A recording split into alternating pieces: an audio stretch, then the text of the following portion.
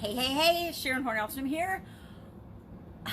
Take two of day 797, I believe. Let me check. Oh, 798. Day 798 of What's She Up To Now. She, of course, are my initials, Sharon Horne-Ellstrom, S-H-E. And I like to hop on every day and document and share the journey that I'm having as I transition from the brick and mortar corporate world to the online world of business and doing business 100% remotely. Now, I want to talk a little bit about Get Up and Go challenge that I'm doing right now. Today was day 5, just recorded that, and going really well. It's what can we do right now? What do all of us business owners, all of us people, all of us displaced workers, but with a business and career and success slant to it, what can and should and must we be doing right now every single day, at least for this 30-day period, the month of April, that we have found ourselves, the majority of us, displaced. Now, if you're still working and you're kicking butt and taking names, this is probably not the time to try to be listening in and doing the challenge. But if you are and you've got the time, and it's, a few minutes a day, I was intentionally going to be 10 minutes or less for each of the instructional videos, each of the shares or the lives. But I've noticed a couple of them have been 12 and 19 minutes, so it is what it is. But it's under a half an hour a day so far of just content, and then a couple little exercises, a little exercise and one share thing, and one action that you can take every day to ensure that by the end of this month, you are 10 times better off than you are going into this month, 10 times more prepared for whatever it is that's going to come. We don't know what's going to come, but I know that we can be doing things to proactively make sure that no matter what, we individually are helping ourselves and helping other people to ensure that we are better off than when we first entered into this pandemic situation that we're all finding ourselves thrown into. Change and connection. I actually just got off a call with 5 other business people that was really fun. It was just our way. We got on Zoom and had a little meetup and a little meeting and talked about what we're doing, what's going on in our part of the country, what we're working on to move our life and our businesses and the economy and doing what we can do right now. What are we doing? What are we working on? And so that was really fun. It was actually 4 people of the 6 of us that I've never met before, so it was really fun to hop on and connect with them. Normally, this video, this is actually my second take. For some reason, I didn't share and save my video this morning, and so when I went to process it after our meetup call and our Zoom, it was gone. It's just gone. Now, sometimes I put it on the wrong page, given that my eyes are a little wonky, but I couldn't find it, so I thought it's just quicker and easier to hop downstairs on my little funky fun recording studio with all my ducks in a row and re-record. So we're in that time when we have to be flexible, when we have to move forward, when we have to believe and know and trust in ourselves that we will figure this out. We will figure everything out. Because guess what? So far we already have, right?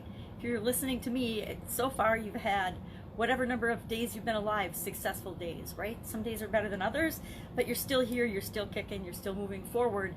Therefore, you've had successful days.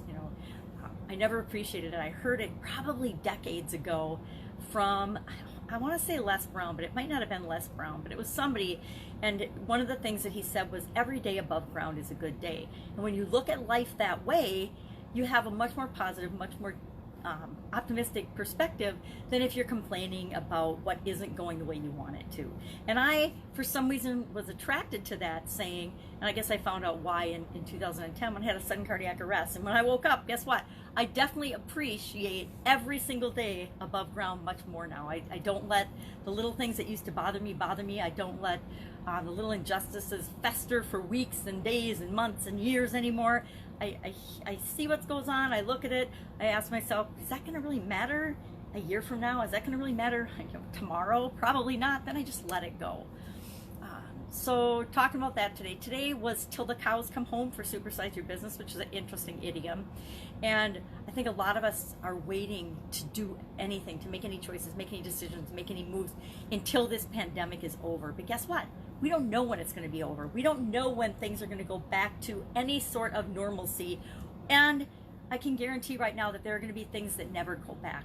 There are going to be things and practices and ways of doing business and ways of doing things that we never return to. We never will go back to where we were before this whole pandemic started. So if we're waiting for, everything to just go back to normal, we're going to be sorely disappointed. So be prepared, be preparing yourself and those you love and care about for whatever comes next, right? And we can be prepared for whatever comes next.